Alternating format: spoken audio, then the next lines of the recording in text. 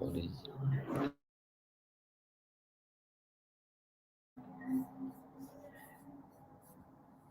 Welcome, everyone. We are excited to be back for the Regeneration podcast. This is Imanee River, and we have some awesome guests, dear friends, actually, that we love, but we also are really excited about the topic that so many of us are looking to expand upon around regenerative agriculture and hemp. So I'll start with you, Evan, because we met a couple years ago at a soil nutrition conference here on the East Coast, where we met with Zach. And we had an instant connection. I think we were at the table. Where were we at that table? It's glyphosate testing is what it was. That's right. We were standing at the glyphosate testing table, and of course asking lots of questions. And then we're like, And then it probably had about a 3 or 5 hour conversation, and realized that we're on the same page with so many different things. And you're down in North Carolina. You've had a garden center. You've been working in the community. Another connection for us is around the water, and we'll have you on a future podcast with Gina Bria talking about that. But what you've been doing, teaching people about growing and all of that, we're going to dive into. And of course, an emphasis on hemp. And Erik, River and I actually had the opportunity to meet Erik after we did that hemp building workshop in San Diego. We headed over to Erik's place because we heard there's an amazing regenerative farmer down in California, and headed over there and had an incredible dinner and got to see some of the things that he was growing and got to taste them. Yeah, I got to taste them. And so it was super awesome. And so we're excited to introduce the two of you from both coasts and really dive into, I think, one of the most important conversations facing humanity, which comes down to the soil and how are we growing food, because we know that, and as Zach Bush talks about it in all of his work, the microbiome, we've all come to understand that this is truly one of the most important conversations that we can have. So I'm going to have River open up the dialogue as we dive into this conversation. Thank you. Just surprised me by letting me know that I'm going to open up. Always good to be surprised. It's great to see you guys again, as always. I know we've been in touch in various forms, but I think really what we're doing and the connecting part with hemp is really what interests me a lot.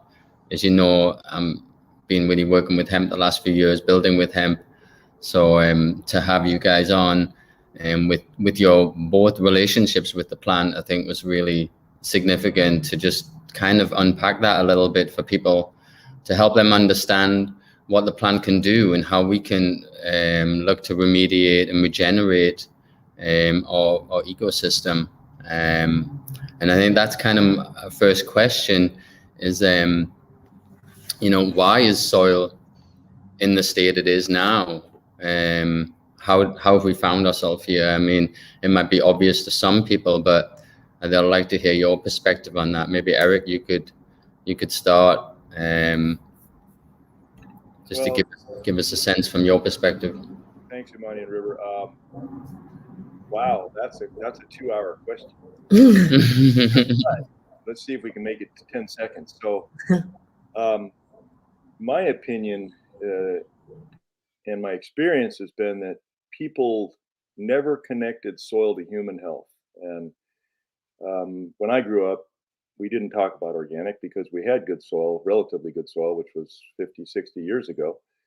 And soil became one of those things that you just added something to it and you didn't worry about it. So it was something under our feet. And I think for 30, 40 years, we ignored the fact that there was a direct connection between our gut and the earth's gut, which is soil. And as we have been pouring thousands and thousands of toxins onto the soil, as we've been doing, the conventional agricultural processes over the last 30 years, we've destroyed a very valuable asset that we now come to see as, oh my God, we may only have 60 years left of farmable soil. Most people called it dirt, and they don't know the difference between dirt, which in my book is dead soil, and living soil, which is full of, microbes and organic matter. So I think it's human. We don't see ourselves as stewards of the planet. We see ourselves as above nature. And in that sense, we have really made a massive mistake. Nature's not trying to kill us. These viruses that are out there, et cetera, they've been in our systems forever, and they're going to continue to be in our systems. What's happened is that we damaged our soil so bad that our human resilience has gone down.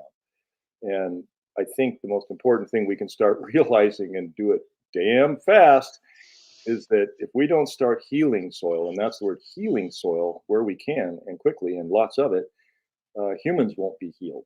So, am I a vaccine guy? Not for me. I eat food, but am I a vaccine guy for people with super compromised immune systems? Heck, give them anything to try to keep alive. So it doesn't matter to me what you take if you don't pay attention to the soil and eat the food, powerful nutrient-dense food that comes out of that soil. So yeah, I'm 100% behind regenerative organic ag, zero waste, and really trying to become what a human is, and that is a human and humic substances. Humans are supposed to be of and for the earth, and I guess we've forgotten that. That is definitely the definition of humans that I don't think many people know. So. That was a good condense of 2 hours, Eric. That was a great response. And I think the soil is the ultimate inoculation, right? That's our microbiome, our gut. Evan, what's your take, adding to what Eric just said as far as? Well, total agreement. It's always exciting to meet people that are on that same wavelength.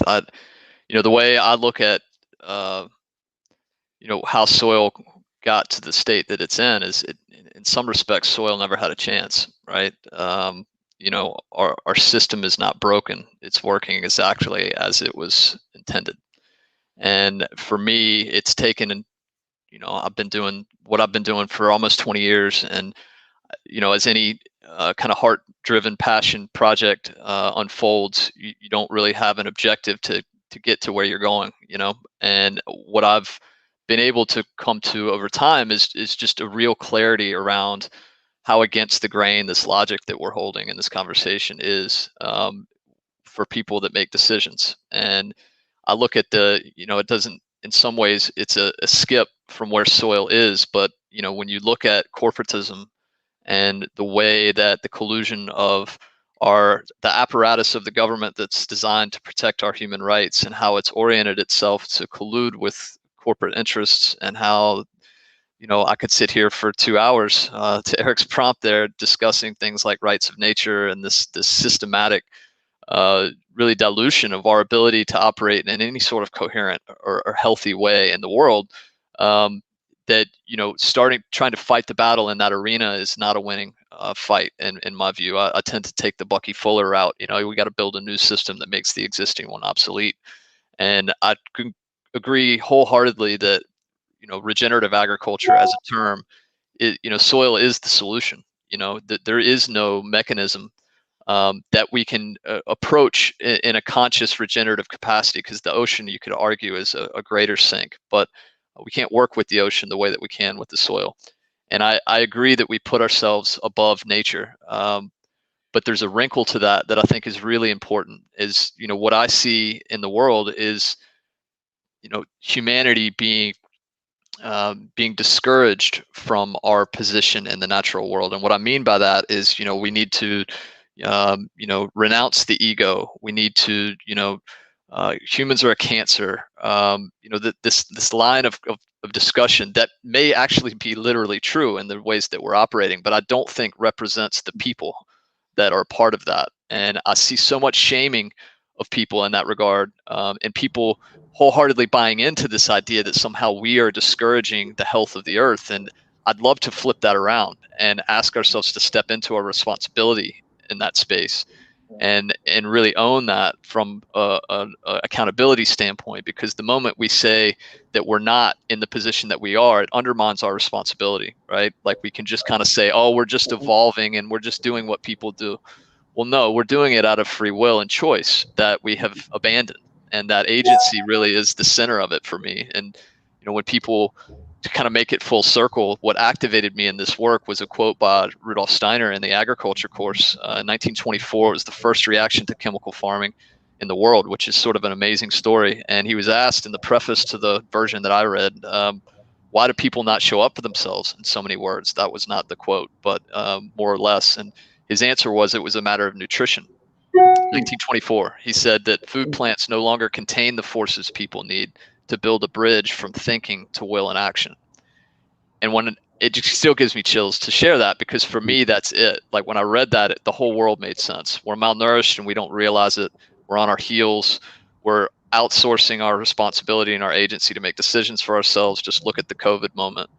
Nobody's read the science that they're championing to keep us in a box, right? So you could see it at every turn. So for me, yeah, if we fix the soil, we fix ourselves, and I think you said it perfectly, Eric. It's some sense of, healthy soil, healthy plants, healthy people, and I like to kind of douse a little bit of spiritual pixie dust on that and call it good, and that's how I show up. So yeah, there's nothing more important than healthy soil. Sure. Yeah, and I'll just bring in my perspective as a mama of many children and, running an organic cafe and really focused on food. You guys are obviously more on the growing of food, but it's all part of that equation. And 10 years ago when I came up with and started writing my book, The Absence of Soil, that was my realization that where we were headed and not really understanding at that point. And in the last couple of years coming across Zach and Evan, you and the introduction to Steiner and all the wisdom that's come through that I realized that, what you just said, Eric, and Zach's been talking about, we only have, a few decades left if we don't change things. And I think people have been talking about it and doing things behind the scenes, but the regenerative agricultural movement is moving beyond even sustainable, which we all bought into, to regenerative. And really the distinction that Rivers talked about of like us moving away from the idea of being sustainable. What do you say? Sustainable is just sustaining what is. Yeah. We're not interested in that. It's a catch-all, right? Because you can sustain anything, and that's the problem. Not a word that nature uses. She's exactly. Regenerative in everything she does. So that's a human word we just like to say so we feel good. If you have all that fertilizer in the corner there and you need it on this side, well, you're sustainable until that corner is empty of fertilizer. Exactly. Well, it's like the building industry movement with like these LEED certifications and stuff like that. They're so arbitrary and benign that you can get them, you can pay for them, they don't make a difference. People talk about being a green company just because they're a bit more efficient, and it misses the whole point. I mean, the whole point is that we need to regenerate, and we need to turn this around, and I think it's a massive shift away from the way we're doing it now. I mean, I spent time in Russia, and part of an organization down there who just got 250,000 acres protected as a bioregion in the very south of Russia, in Krasnodar and the foothills of the Caucasus Mountains, just because of the encroachment of modern agriculture, and they're just dousing their fields with chemicals. It's just a tragedy. Yeah. And it's born out of ignorance, I think. I mean, I know you just had that movie come out, Eric. Yeah, we want to talk about The Need to Grow, your film that you were in, and that was kind of the next question is, you mentioned, Evan, Steiner was talking about this in 1924. How did we get here? If the food didn't have the nutrients then, I mean, look at where we are almost 100 years later. Eric, what's your take on that? Because I know you were addressing that in your film. How did this happen? How did we even get to a worse state than we were 100 years ago? I don't agree with your timeline at all. I think we had really good food until about the mid 70s, early 80s. Okay, there were very advanced guys in agriculture out there, and there's many names that you could mention, including Steiner, that identified the connection between soil health and human health. I mean, that was where the nutrition was coming from. The Need to Grow, we actually, by the way, that movie's almost 4 years old. It just keeps getting relaunched by everybody. Mm-hmm. Kind of like my book. I know, but because I can't clear my messages on my phone anymore, so I just leave them, and I have to ask people that call me to text me because I just can't keep up. But the new movie we're making actually is something that's, I think, even more critical. I'm an old biochemist oncologist by training. I was pre-med for 6 years, and I did not decide to become a doctor because my mother had taught me that food was medicine. And I really didn't understand what that meant in 1981, even though she fed me fantastic food. and she grew a lot. So if you look at the timeline, we grew up until about the 50s, almost 40 to 50% of our food in backyard gardens. Yep. And we actually had really good food until through the 60s and 70s, but then we got lazy and we bought into the fast food, got no time thing. And we have been bombed by these, like you said, Evan, these corporate interests that realized that they could take advantage of our laziness and sell us anything they wanted to in a bag, and they could process the heck out of it, and they could triple their profits by processing it. You know, I mean, remember the margarine that came from Canada, how great that was supposed to be at first? Mm-hmm. Canadians on that, they marketed the hell out of us, and most of America ate margarine, which destroyed that poor seed so badly, it was toxic. So now we start realizing that salted butter, organic butter, is good for you. So I think it's the corporate interests have, you know, been driven by profits, which is an obvious statement. And I don't think that's bad. What if we looked at the word enlightened? Okay, we consider ourselves enlightened, right? We wake up every morning and we think we're doing something positive, right? Well, what's the word in the middle of enlightened? It's called light.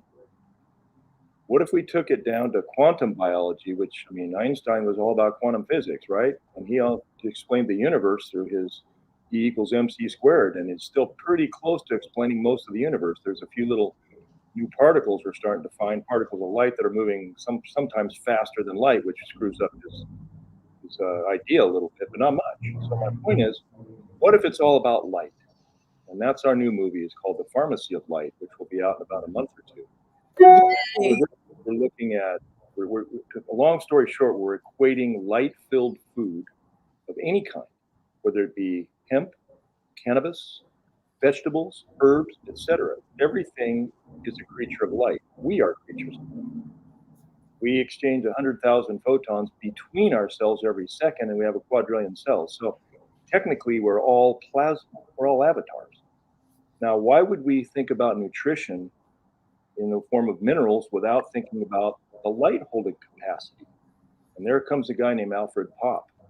He said that food back 40 years ago is actually the transport system for light.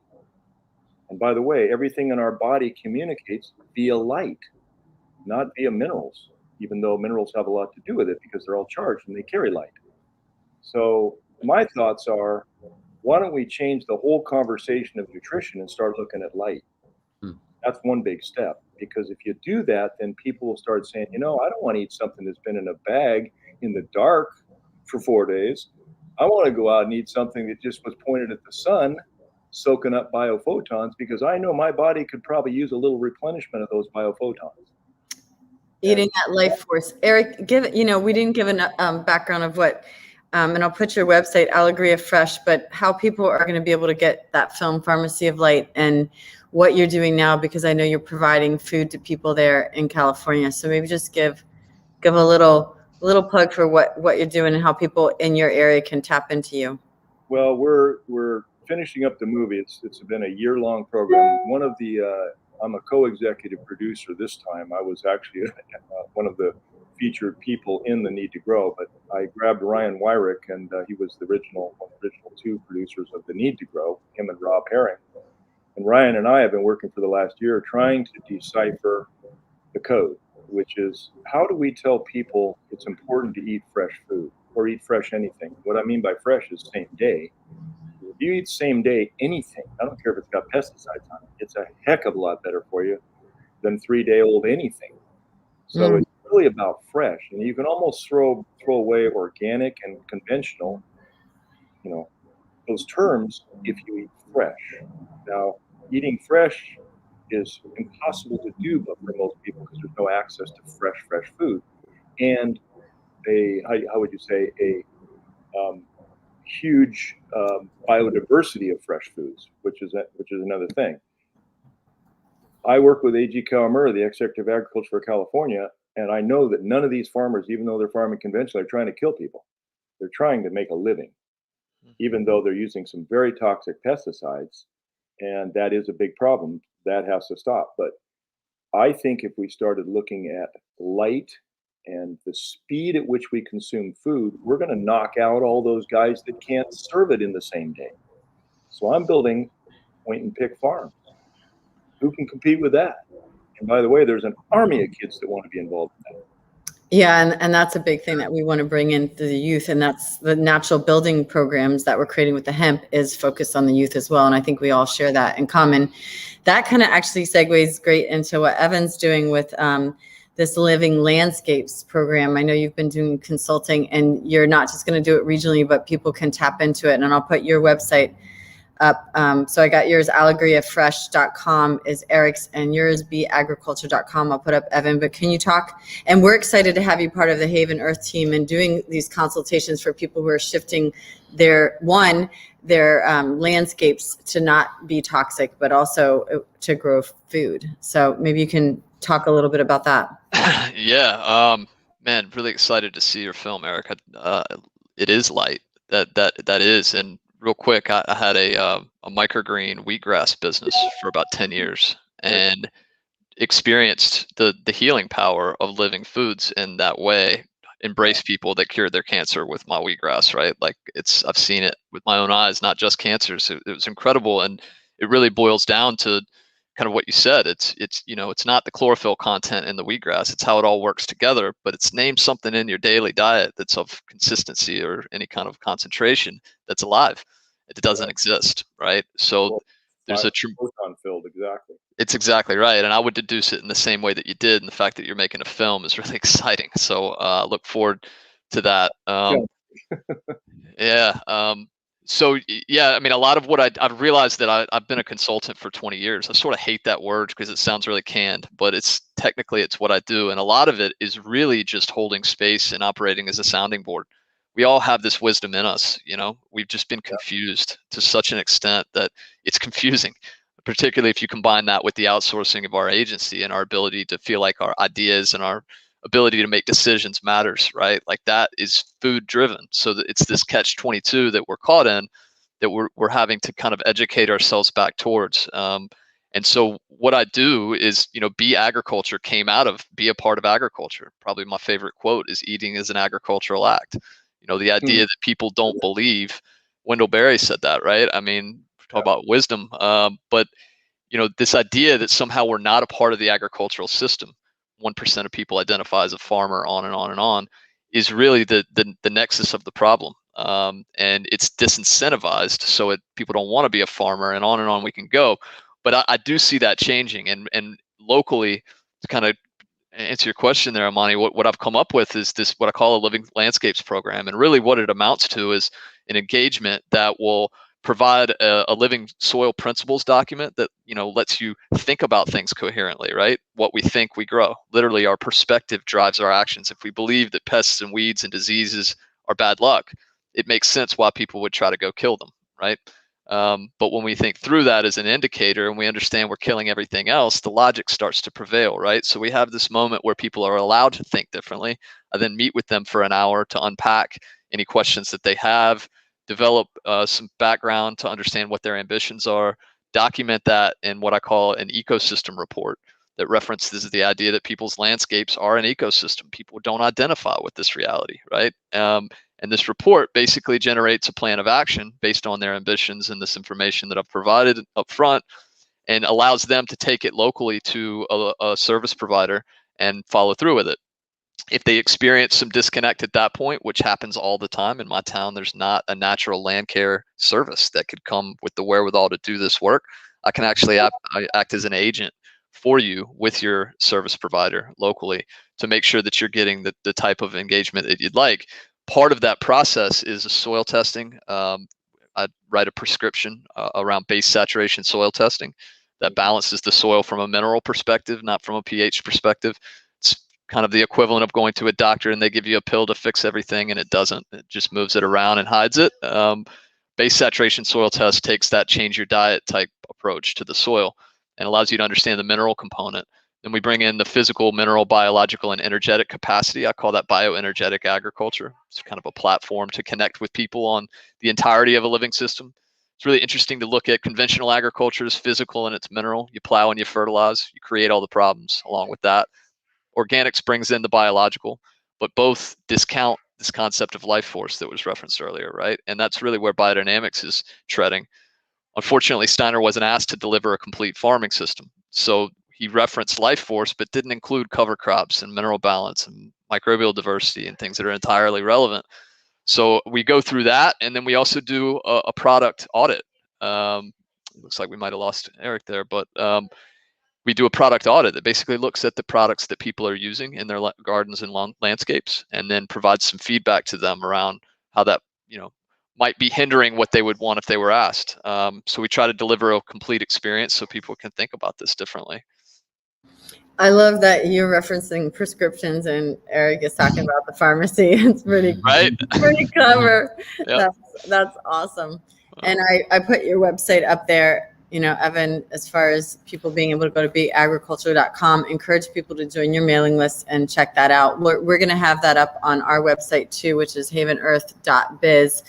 And excited to have you on. Maybe, River, you can talk a little bit more about that because you're the one that's bringing the team together here at Haven Earth. Yeah, nice to have you back, Erik. So I don't know what happened. It's those digital bites. Yeah. You haven't the information is too important to be out there, so you're gonna get some resistance. And comment on what Evan was saying, because Evan, you were talking about mineral balance in soil, and absolutely mineral balance is crucial. But the two things that are the most crucial in soil are pH and temperature. You can have the greatest mineral balance in the world, and kind of fighting that. We just bought a farm in Montana, and everything up there is pH of 7.9 to 8.3. And if you look at the absorption of plants in 7.9 to 8.3, it's just about nil. I mean, it's minimal. Soil should be at a pH naturally at around 6.8 to 7. That's an ideal pH. And the temperature, the mid 60s to mid 70s, really makes things optimized. So you can balance soil out tremendously, but if you're in too alkaline, the pH is way too high, you're not going to get the performance that you would expect. I was saying when you popped off, Erik, it was great. Like, Evan references himself as a soil doctor and is talking about giving prescriptions, and you've got the pharmacy of light film coming out. So it's so true. I mean, if we look at the earth as a living thing, and we're talking about life force and food, most of what I did in my cafe was obviously all organic, but a lot of living foods. And I don't think people realize the importance of eating living, fresh food. And that's, I would say, what we're moving towards with regenerative agriculture.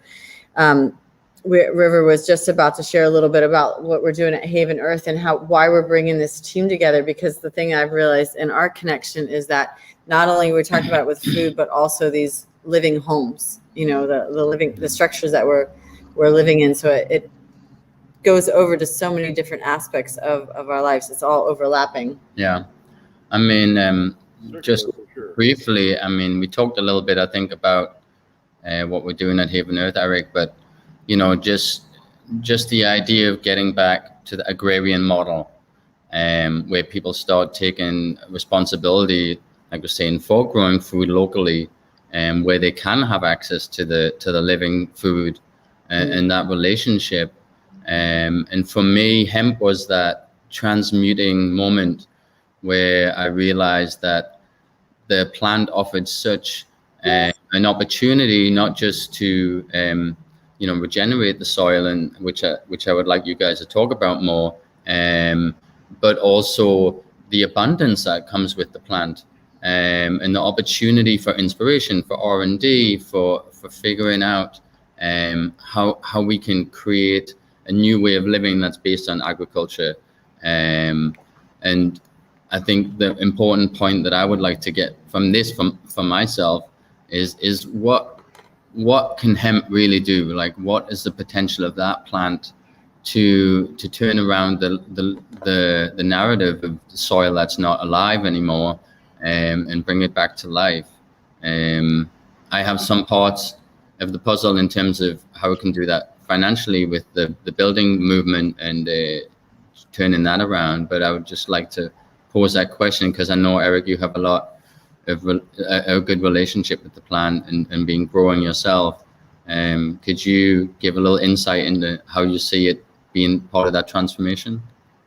Well, I think hemp is one of many, many plants that are part of the transformation. For example, hemp is not, it's become a commodity crop already in the United States. And, you know, the big CBD craze, I mean, you're either going after fiber or CBD is really the two major categories. And CBD, you better have $100 million, bring $100 million if you want to make 50. So the bottom line is it's really become a difficult, large-scale commodity crop that you can jump into as a small farmer. And I don't think that we should concentrate on just hemp. I mean, look at all the other superfoods that are also aggregators. Because I think what you're looking at is hemp's got very deep roots. It aggregates its carbon deep into the soil. It is a very sturdy crop. It's got 25,000 commercial uses. By the way, this country was the biggest hemp producing country in the world in the 40s. So all the data is already out there. And can it replace, you know, less environmentally friendly building materials? Of course it can. But I actually think that there might be a large enough supply of hemp out there right now where I would not counsel people to get into hemp production. I would counsel people to get into hemp processing, and I would figure out where those niches are. Yeah. Because I mean, I know 5 major league farms in Montana that went belly up, and they were all 10,000 acres plus. We've been hearing the same. I mean, and that's actually the focus for River is really on the processing. There's so much hemp being grown, and people don't realize the difference between growing it for CBD and growing it for fiber and for, you know, industrial building. But so your point is really relevant, Eric. There's so many people that are getting into it. How do we move into that? Well, even just the understanding of the power of the plant, though, so that people, because it's going to be a booming industry, specifically for the natural building. It's already a booming industry. It's been a booming industry for 100 years. It's just America hasn't boomed it. It's been all over the planet except for here. Mm-hmm. We have this interesting culture in Washington that thinks that anything that's cannabis sativa is bad. Well, that's because of Big Pharma. Big Pharma doesn't want it. I mean, I can show up people how to cure themselves with cannabis, you know, not hemp, but cannabis. But Big Pharma want me to do that? Heck no. I can give you 5 plants and say, you want to get rid of your pain, your anxiety, your PTSD, your rheumatoid arthritis? Grow these. Now, I put some big giant target on my head. So pharma becomes FARMA, starts working with, you know, full spectrum plants instead of single molecule plants, which is the only way they can work because they can patent single molecule, but they can't patent what exists in nature. Then I think that, you know, we're going to be in the same boat. So it's policy driven, just like what Evan was saying. That there's so much policy pressure against people having tools to heal themselves. Right. We have a disease care system. We don't have a health care system. And it makes trillions and trillions of dollars. So why would anybody want to, and guess where all the money's stacked, right? It's in the disease care system. Any of us who are trying to get rid of that or even take a little bite out of it are huge targets. Look at Zach Bush. Look at, you know, Tiger G. Look at all these guys. Right. Mm. Dr. Hyman actually works with Big Pharma. Probably why he hasn't been taken out yet. So, you know, the bottom line is we are going up against food, fuel, and fertilizer with this effort, and that's where all the money in the world sits. So get ready, kick yourself. Yeah. Start growing your own food. Well, yeah, and I just Yeah. right. Appreciate that, Eric, your candidness about it as well, because, you know, there isn't just one plant that's going to fix all the problems. You know, we definitely have a way of latching on to things. But the versatility of the plant is just amazing. Like you said, like the health benefits, to, you know, it's also a food. And I think that segues nicely into Evan, because what I really liked and why I felt Evan was really on the mark was that his relationship was something you said about trying, that hemp was a way to teach people about the sacred relationship with food, actually, is a superfood. I wonder if you could talk a little bit about that, Evan. Yeah, that's, you know, I owned a retail garden center called Progressive Gardens. Started in 2002, I believe. right out of college, and it was a real boot camp for me. And this was before cannabis was legalized anywhere. So I really got to know the pioneers of the black industry, black market industry, if you will, which were literally just people, some trying to make money, some trying to do the right thing. But it was really a lack of sophistication. And then, fast forward, and, then it's the hedge fund managers talking to the black market. And so I sort of lived in the interim, and helped translate for each side. And that's a lot of some of the consulting work that I've done, working with a lot of commercial grows and seeing the industry mature, and having the DEA come through the doors at my garden center with a tie-dye Grateful Dead shirt on, wanting to grow some marijuana and trying to sting my business. So I had to be hyper aware as well, to Erik's point of a target. It's always been that way. And frankly, it's a testament to how powerful the plan is on, how illegal it is, right? It's no different than nobody knows who Nikola Tesla or Victor Schauberger or any of these people are, right? Like we're not given this information. But to your prompt there, River, what's that, Erik? You can't have free energy. Oh man, that's against the rules here. So yeah, I mean, it's frustrating, but it is encouraging to see things changing. And what I've been able to witness and kind of come to in my work is around cannabis is I understand how special the plant is. At 25,000 uses, it's amazing. And what I'm work with, where I met Imanee was at the Bionutrient Food Association conference, and they're working on a bionutrient meter that can measure food quality at the point of sale, which is more profound than I think a lot of people understand when they first hear about it, because it creates I understand the skepticism, and I'm not going back to where the technology is, but trust me.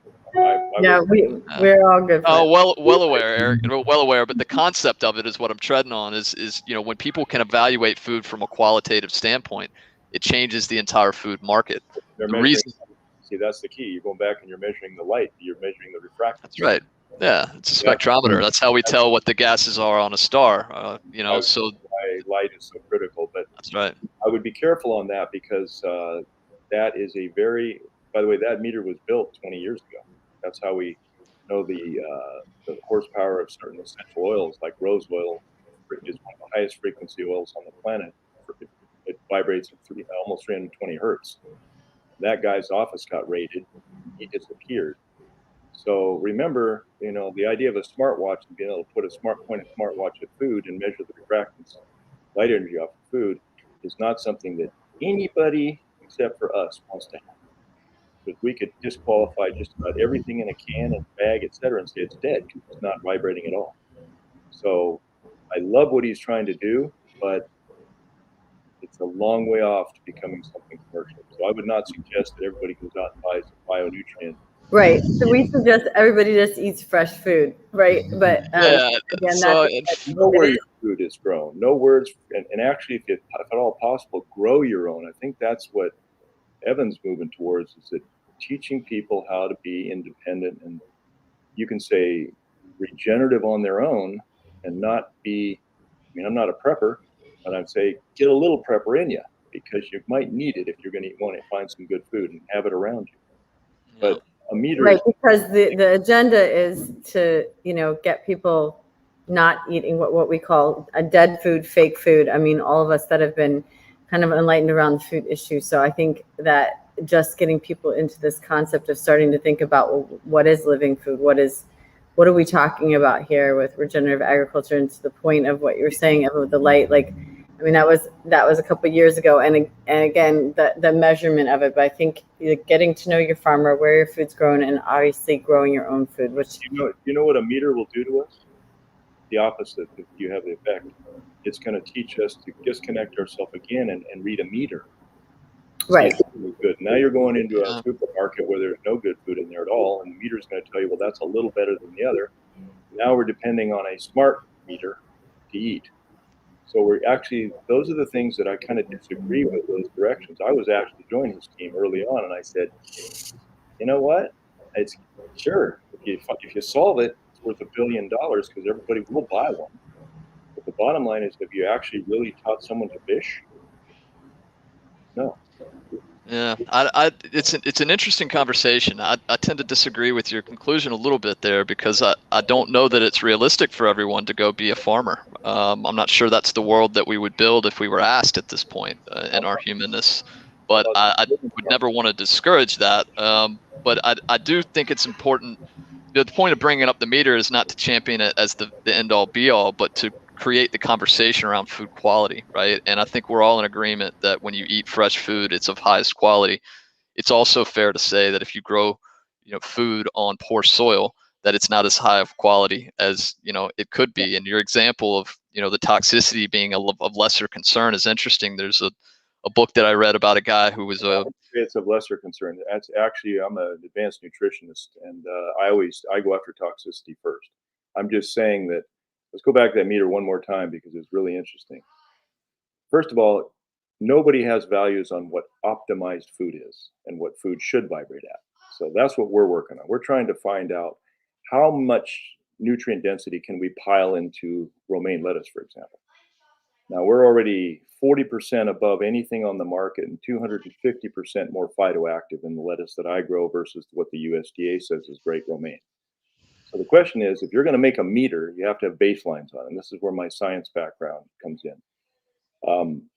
And they're very of this, the guys nutrient, that they have to have baselines so that they can determine whether or not that is optimized food or not. So the first thing we have to do is actually figure out how to grow this quote nutrient dense food locally and eat it fast. It's really that simple. And of course, that goes back to soil. So I'm not arguing with you and saying a meter is a bad idea. It will definitely help some people go, oh, that can of beans, sorry, doesn't have any energy at all. Well, now should they eat the can of beans? Of course they should, because they're going to get some fiber in there, and you can't really get beans, fresh beans everywhere. So the meter might talk people out of something too. You have to remember that trying to measure something versus understanding and supporting local farms and actually getting out there. I really believe everybody needs to get into a garden again of some kind. And if you don't, well, then you eat what you're given. That's your problem. But otherwise, we don't bring those millions of victory gardens back. Absolutely. I agree with that, Eric. And I think if there's any takeaway from this conversation, I hope that everyone is inspired to get into a garden and grow food. We're the only species that's forgotten how to eat or not able to recognize what real food is. And, again, as a mother, it was really important to me to try. And I live in a city and we weren't growing our food all the time, but raising children with instincts intact. And that first requires us to tune into our own instinctual nature, ability and get back to nature, get back to the land. There's so many people that are reaching out to us that are we're calling them now the land returners. There's some kind of reminiscent knowledge in our cellular beings that we know that we need to return to this. I think everything that's happened in the last year is bringing us full circle back to that point. I think what both of you are doing in growing food and teaching people how to grow food is absolutely one of the most important things that we could be doing, the important conversations. And there's a lot of important conversations going on, but I think at the cornerstone, this is definitely one of it. And for us too, looking at the superfoods, the foods that are more nutrient dense, more mineral rich. And that's where we get into like the superfood conversation, bringing that full circle to hemp. I mean, we have, one of my companies is obviously a hemp product and we're eating that every day. And I'll put the link in there for that. I would encourage people to really start to shift their mindset around what they're putting into their bodies if they haven't already. But I think a lot of people are. I think that the hard step is getting people to the point, like for myself, even being in a city, of like actually doing the food growing. I don't have that. So Evan, maybe finishing up what you're saying as far as, I know you were referencing the meter, but I think what you're doing with your living landscapes and all of that the ultimate goal. That's brilliant, by the way, Evan. Your living landscape, that report you put together is what people need. Well, thanks for saying that. Yeah, I mean, the point of the meter was to create a conversation around food quality, and not to endorse the meter, but that to say, The quality piece is what's so interesting about cannabis, right? Is like, you know, when you go out and you look at these commercial grows and you see that they have labs set up in their facilities to evaluate active ingredients as a measurement of quality, that should be done for squash, you know, and it's not, right? And so I think it's a gateway crop, not a gateway drug, right? It's showing us how to pay attention to quality. And there's a great book, Michael Pollan's Botany of Desire, that's a really cool thought form on that takes the premise that plants are actually manipulating us to express themselves, which is really neat to think about in all of this. But yeah, I mean, at the end of the day, if we can't evaluate quality, one, how do we access it? Of course, without being a farmer and growing our own, which is the epitome here, absolutely. But the flip to that is also, how do we compensate farmers that are growing better food? You know, because what we're operating off now is farmers and their better angels, which is taking advantage of farmers. You have to compensate them. So I think you have to, and I've proven that. This has been my war for 10 years. I have never taken $1 off my farms in the last 10 years.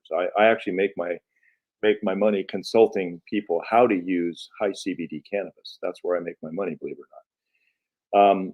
What's your plan with the farm in Montana, Eric? You mentioned like earlier, like that kind of where you're going with this, but I think that's an interesting model, and we're looking at, you know, obviously the business structure and the economics of this, because there, you know, the one thing people know is like there's not money in farming. Like, so how do we? There is money. I was going to say there is money, but you don't need to subsidize it. If we go after subsidies, these little farmers are never going to get there because they're not going to subsidize. Well, let's be clear. We're not talking about subsidies. We're talking about a farmer growing better food could be paid more for it, right? That's not a subsidy. That's a market.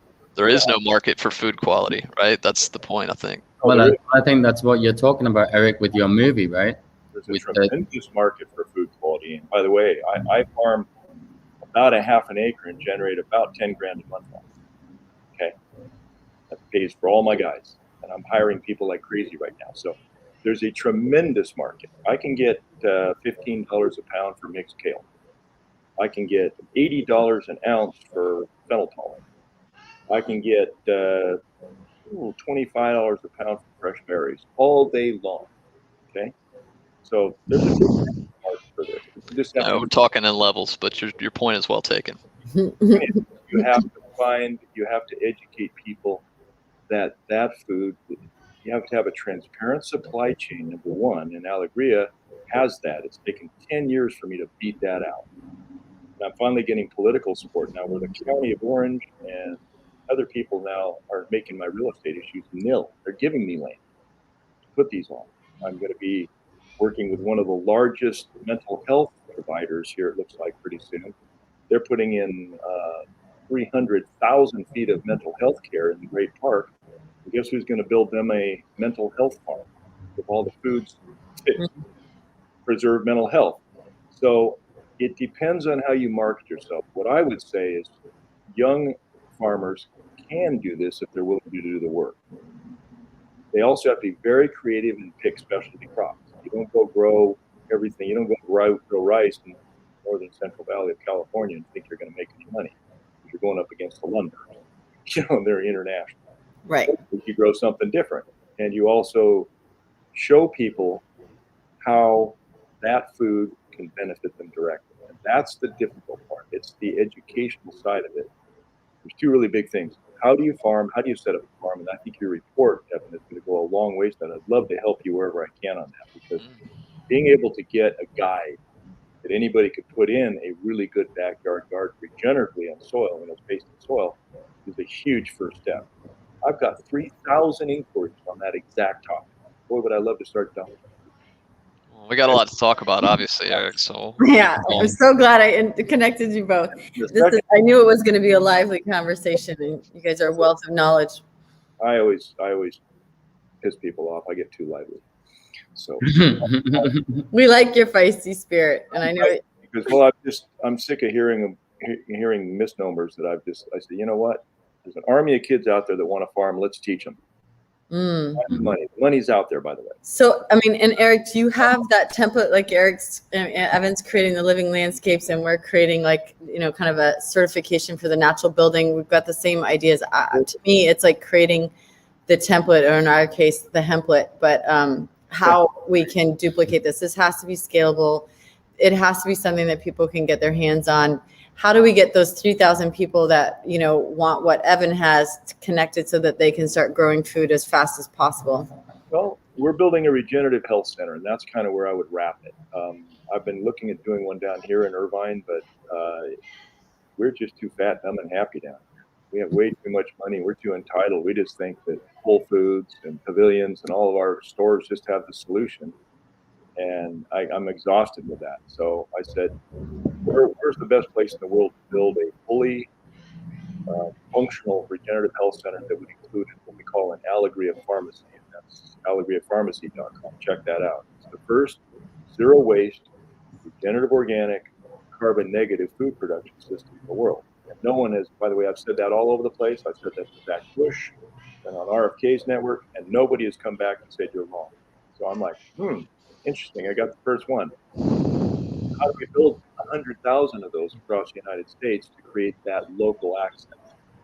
That's a matter of money and, you know, real estate desire. So I've teamed up with some massive real estate people in LA, and they're very well heeled. And there's a whole group of filmmakers, et cetera, that are starting to take a look at this and saying, you know what, maybe we should fund these kind of things, because we could actually dramatically change the food conversation by putting these regenerative organic, zero waste, carbon negative food production systems over asphalt, by the way, on rolling tables in 100% certified organic soil that we turn 9 times a year and don't ever remove the soil from the socks. That's our SOX box system. So the bottom line is that's where we're at right now. And we're going to use this movie, The Pharmacy of Light, to end on, discuss light and then end on what we're doing in Montana. That's where the first fully funded, that's why I bought these buildings. We're going to build it right there in a snow country where we need a temperature controlled greenhouse to show how you can produce food year round at the level that I produce it. We're going to have a full lab in there, all the testing you just mentioned. And we're also very closely connected with Montana's cannabis and hemp industry. And 2 of the biggest testing labs, Stillwater, for example, and Whitefish. So we have all the pieces sitting up there in Northwest Montana to do exactly that, build that model. And I would invite River, you and Imanee to come up and take a look at what you want to build on this and use this as an international regenerative health center where kids come and learn about all this stuff. Yeah, because that center definitely needs to be built with hemp. That's amazing, Eric. Well, yeah. A part of it needs to be built with hemp because it's already built without hemp. Okay. So, Yeah. Well, part of it. We already have a lot. Can't wait to come and check it out. And but this is a place where I think that, Evan, you could bring a template to us. We could run 6,000, 8,000 kids from around the world through this place every year and make it a global place where people come and actually live on the property in tiny homes. Now, I don't know if you guys can build hemp tiny homes fast enough. Well, actually, we are. Well, so that's our whole model, and maybe you could actually speak to that a little bit, River. Well, because we're on the same track. Yeah. But that would be the key. There's your opportunity. We can provide the land all day long. Yeah, and I think right now people are looking for things to invest in. They want to be part of this change on the planet right now, especially those who have kids or the elders. They maybe they have their 401, whatever it is, and creating these opportunities for people to invest in building a small, tiny hemp structure on your land or something. We're calling them casitas. River's working on the template. Yeah, I'm doing a project now in northern New Mexico where, looking to make an educational center and then have these little casitas around it. This kind of thing really, I think is people are thirsty right now for all the information that, we have in our heads. We've been through our experiences. And I love that opportunity to come to Montana. I know it's been a big hemp production processing place up there, and they just set up a processing. Mixed results. I mean, I'm telling you, there's some really good success stories and some really big failures. So, and let me go one bigger. You keep using the word invest. How about donate? There's enough philanthropy out there right now that you don't have to give up 1% of your company if the model is correct and you can find the donors that want their money to do these kind of things, Yeah. there's an ungodly number of millions out there to do this with. And there's a bunch of fantastic, incredibly wealthy billionaires that want to get involved with this. And we're talking to a couple of them right now. So I don't think that you need to run around and build one little tiny place at a time. I think you build one and you touch and feel it. You bring your big donors there and you say, okay, guys, what do you think? Should we throw 20 million bucks at it this month? And launch. Then you decide where are the most influential centers around the country that'll give those donors the biggest bang for their buck. If they're going to sit in the Hamptons and talk about it over dinner. Okay, look what my money does. It's kind of like Habitat for Humanity. Okay? Exactly. So yep. That's the plan, Eric. It's not onesie twosie. It's get a center together where it all functions. That's what I just bought up in Montana with a partner. And that's where we bring Evan, you come on in, you guys come on in, we'll give you the land, and we build this vision that's real. It actually works. It's not a hypothetical one duplicatable model that can be repeated. That's the same exact idea. Regenerative model. That's right. That's a perfect crescendo to that. All doable. Yeah, totally. And this is the time. I mean, there's obviously what's happened in the world has kind of shifted people into a mindset of bringing action finally to where people were just talking the good talk forever, and it's really a time for action now. I would love to, invite people to go to both of your websites and check out what you're doing, because this is the work right now. And like you said, Evan, people have the information. They have a lot of this stuff already inside of them. Like, they know what's good food if they really think about it, if they really feel into it. It's just that we've given away our power to the, whatever you want to call it, those that are going to save us all and feed us all and house us all. And I lived in, ex-Soviet countries where communism basically, destroyed people's will to do something for themselves. And I think now it's people are stepping up. So I definitely would love to come up to Montana. We'll be back on the road again next end of the month. And I don't know if anybody has anything closing. I don't know if you want to close with anything, Evan. Any insight? Oh man, I would just say let's keep the conversation going. I mean, I'm of the ilk that all the good work is happening. We just need to tie it together. And I really agree with the crescendo and resonate with what Erik said about creating a living model that people can experience, because that's really what changes people, is the experience. So if there's a way that we can set that up, and I like to look at what I do as a bridge. So if there's a way, Erik, if you've got a demand for people that are incoming that want to be engaged with over time, which is quite a bit of work, as you know, you cannot do it all. So I can't even touch it, and I'm hiring people. I can't keep up right now. That's right. So that's as this works, that's what lights me up, right? Where I can show up for someone with the wisdom that I've been able to generate and that I've been given, and pass that forward. Like, I could do that forever. So good. Well, so we'll connect after this. And let's figure it out. I like to be a bridge as well. So I am so excited to connect the two of you and cross the river. My closing statement would be, come on. My closing statement is talk less and do more. Yeah, man. Talking too much. Well, I think we said a lot of good stuff today, though, Erik. I mean, there's a lot that you and Evan shared, and I think people do need to hear it. But yes, it is a time for action. Well, it's all there. We have all the technologies. We just don't have the people that that really want to work. I've found more kids in the last 3 weeks because I changed a few tactics on how I approach these kids around here. We talk about entitled kids in Irvine. Yeah. I changed my tact, and it's working. And I won't tell you what I did, but I did it at a tour once, and I got 5 new great candidates.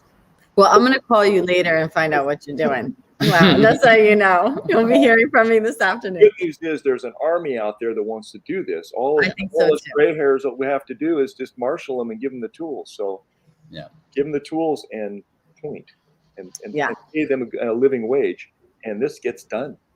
Yeah. Yes. Same with the building, the certification program that we're developing. So we're going to leverage what you're learning, and I'll be talking to you later. I so appreciate you both coming on as part of our regenerative series. I think this has really been a lively conversation. I know a lot of people are going to be touched by this. So thank you both. And we'll all be talking more, and we'll be all coming out to Montana, Eric. Evan, you better get your tail out there too. I'm on it, man. I'm on it. I'm gonna reach out later as well. You're not vegan, are you? No. I'm somewhere on the vegetarian range, but that's good. But no, we need animals for living systems. That's how that works. No, That's another conversation, you guys. Sign us up. Remember, you're coming to Montana. That's right. Yeah. That's why we're coming, Eric. Cattle We're country. purchasing this from an incredible elk hunter, and he only harvests one big elk a year. But oh my God, you ought to taste fresh, regeneratively harvested elk. Oh, Wow, interesting. So I'll finish with that one. All right, Yeah. good. Well, thanks, guys. We're at the top of the hour. All right, you guys. Love you both. Thanks Yes. for being here. Thanks so much, guys. All right, Bye, take everyone. care. Bye-bye. Bye.